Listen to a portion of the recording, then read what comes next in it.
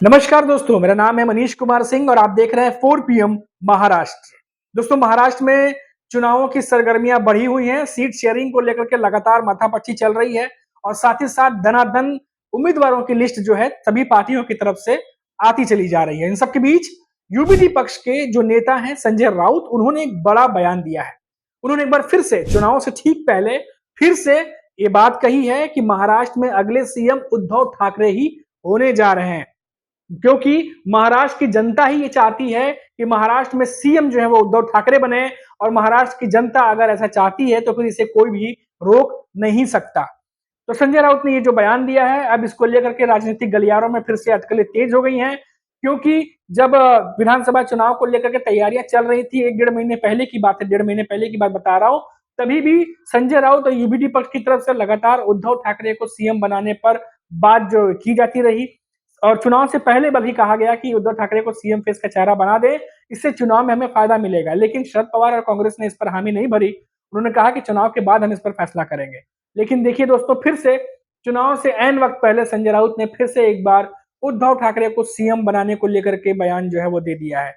उनसे साथ ही साथ ये भी पूछा गया कि एमबीए के और भी कई घटक दल हैं, कांग्रेस है, शरद पवार की एनसीपी है, उनकी तरफ से भी सीएम फेस बन सकते हैं। तो संजय राउत ने कहा कि बिल्कुल, अगर वो चाहते हैं कि उनके पास कोई सीएम फेस का चेहरा है तो वो नाम सामने रख सकते हैं, हम उस पर विचार करेंगे। लेकिन महाराष्ट्र की जनता, उन्होंने कहा कि महाराष्ट्र की जनता ये चाहती है कि उद्धव ठाकरे दोबारा सीएम बने।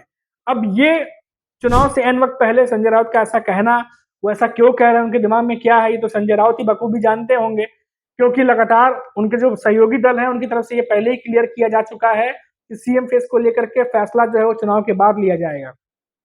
लेकिन यूबीडी पक्ष ने इस दौरान पूरी कोशिश की कि उससे पहले सीएम फेस का चेहरा अनाउंस हो जाए और खासकर उद्धव ठाकरे के चेहरे पर मुहर लग जाए, लेकिन ऐसा हो नहीं पाया।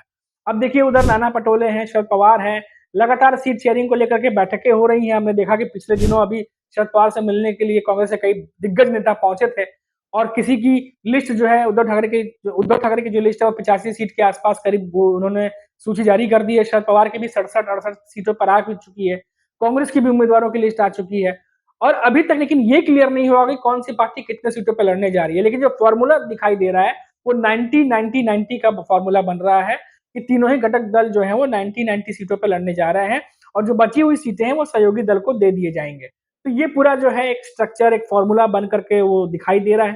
फिलहाल इस पर फाइनल फैसला क्या होगा, इसका इंतजार हम सभी को है लगातार, लेकिन लगातार सूचियां जो है वो जारी हो रही है और ऐसे में सीएम उद्धव ठाकरे को बनना चाहिए, इस बात को कहना अपने आप में फिर से महाराष्ट्र की सियासत को तेज कर रही है, क्योंकि कांग्रेस जो है वो भी इस बार ऐसी खबरें आ रही है कि चाह रही है कि जो सीएम फेस हो वो कांग्रेस से बने। वहीं शरद पवार की एनसीपी की तरफ से भी कुछ भी क्लियर नहीं किया गया है कि वो सीएम फेस पर क्या सोच रहे हैं, क्योंकि अब शरद पवार भी उतनी ही सीटों पर चुनाव लड़ रहे हैं जितने सीटों पर उद्धव ठाकरे या कांग्रेस जो है चुनाव लड़ने जा रही है।